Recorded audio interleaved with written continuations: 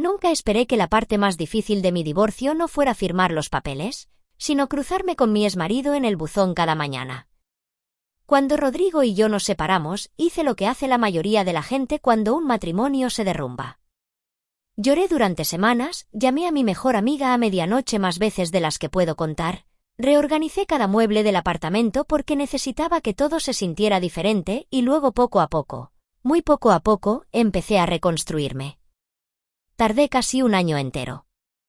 Un año de terapia, de aprender a cocinar para una sola persona, de descubrir quién era yo sin el título de esposa pegado a mi nombre.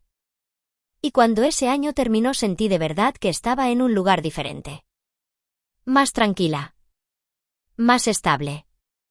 Lista para lo que viniera después. Lo que vino después fue Rodrigo.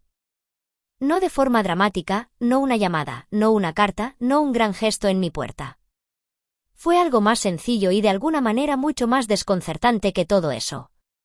Estaba de pie en el pasillo de mi nuevo edificio un martes por la tarde, todavía sosteniendo una caja de cartón que no había terminado de desempaquetar, cuando el ascensor se abrió y él salió tirando de una maleta. Nos miramos durante lo que pareció mucho tiempo, pero probablemente fueron unos 4 segundos, y luego él dijo: «Esto no puede estar pasando». Me había mudado al edificio 3 semanas antes. Él había firmado su contrato 2 días después que yo, sin que ninguno de los dos lo supiera.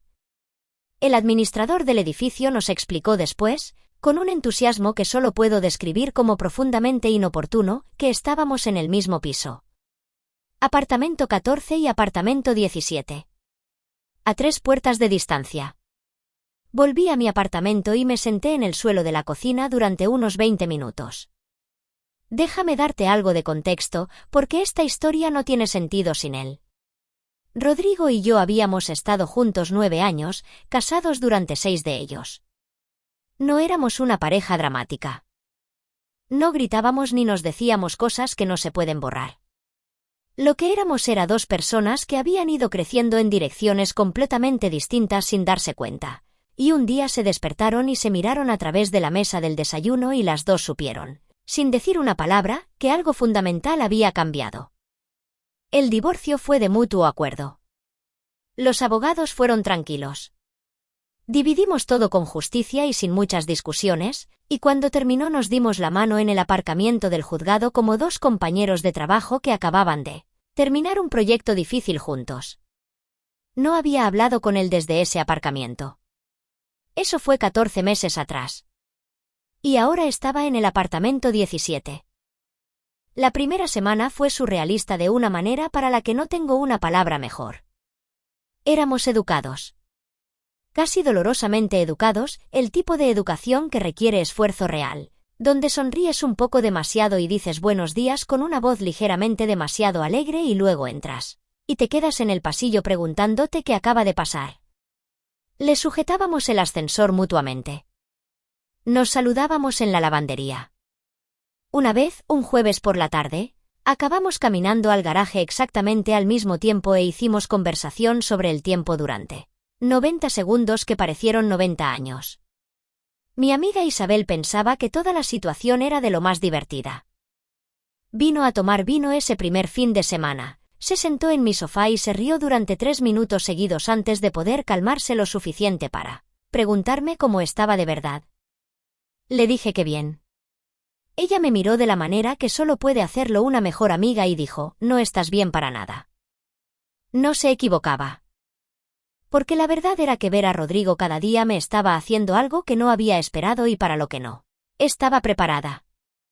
No era que todavía lo amara. Había hecho suficiente terapia para entender que lo que sentía por él se había transformado en algo más tranquilo y menos urgente que el amor. No era exactamente nostalgia. Era más bien duelo, pero un tipo específico de duelo. El que sientes no por una persona sino por toda una versión de tu vida que existía y ya no existe. Cada vez que lo veía en el pasillo me acordaba de los domingos por la mañana y las listas de música compartidas, y la forma particular en que se reía cuando algo de verdad le sorprendía, y dolía en un lugar que creía que ya había sanado. Empecé a calcular mis salidas para evitarlo. Aprendí su horario, salía al trabajo a las 8:15, volvía sobre las 6:30, Salía a correr los martes y jueves por la tarde. No estaba orgullosa de esto. Pero tampoco estaba lista para lo que seguía pasando cada vez que nos quedábamos a 1 metro de distancia fingiendo que éramos desconocidos, porque no lo éramos y cada parte de mí lo sabía. Entonces una tarde de noviembre algo cambió. Volvía tarde a casa de una cena de trabajo, algo cansada y cargando demasiadas bolsas, y se me cayeron las llaves en el pasillo justo delante de su puerta. Estaba agachándome a recogerlas cuando su puerta se abrió y ahí estaba él, con un jersey gris viejo que reconocí de 6 años atrás, sosteniendo una taza de té y mirándome con una expresión que no supe leer de inmediato. Dijo, ¿quieres entrar un momento? Acabo de hacer té. Y dije, sí. Antes de pensarlo siquiera. Solo sí. Me senté a su mesa de cocina y fue la sensación más extraña que he tenido en mi vida adulta. Porque todo era diferente, apartamento diferente, muebles diferentes, tazas diferentes. Y sin embargo era completamente familiar de una manera que me dolía un poco en el pecho. Preparaba el té de la misma manera que siempre había hecho. 2 minutos exactos, leche primero, sin azúcar. No sé por qué ese detalle me afectó tanto como lo hizo, pero lo hizo. Hablamos durante 2 horas. No sobre el divorcio, no sobre lo que salió mal, no sobre los 14 meses de silencio. Hablamos como solíamos hablar al principio, sobre el trabajo y los libros y un documental que había visto esa semana y algo gracioso que me había pasado de camino a casa desde la cena. Conversación fácil, del tipo que no requiere esfuerzo porque está construida sobre años de conocer a alguien. Y en algún momento en medio de todo aquello lo miré al otro lado de la mesa y pensé, he echado de menos a esta persona. No como mi marido. Solo como persona. Me fui alrededor de las 11.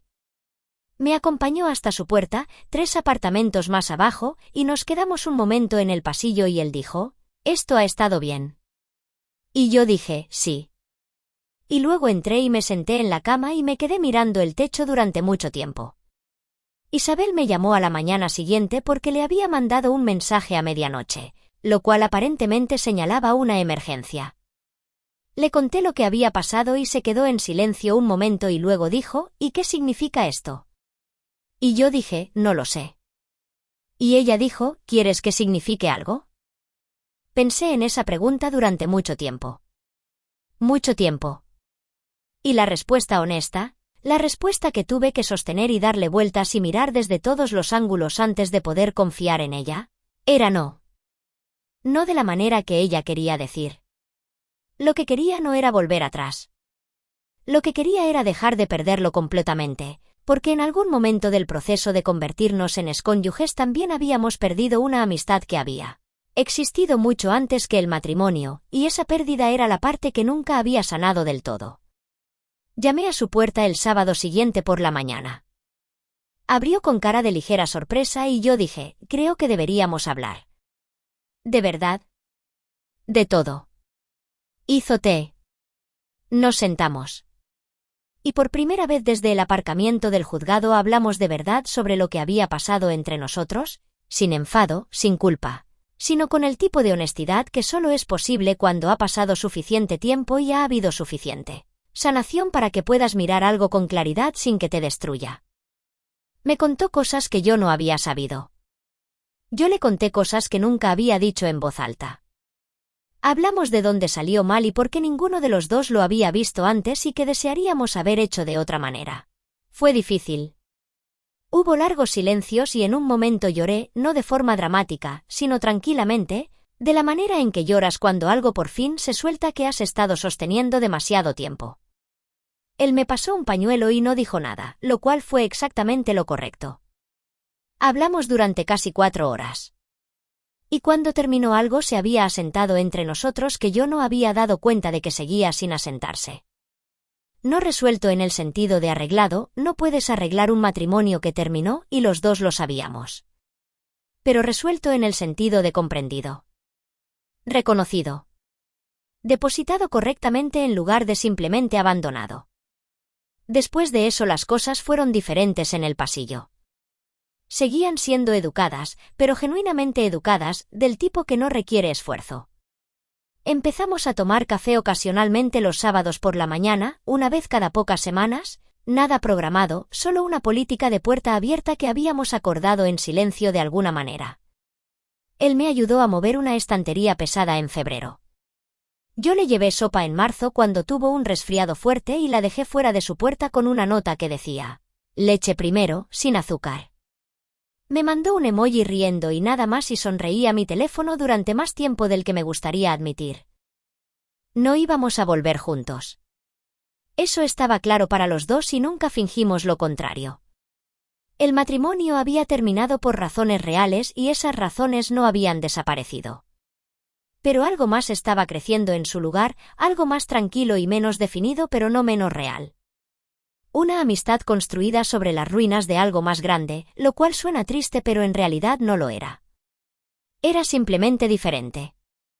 Un tipo diferente de valioso.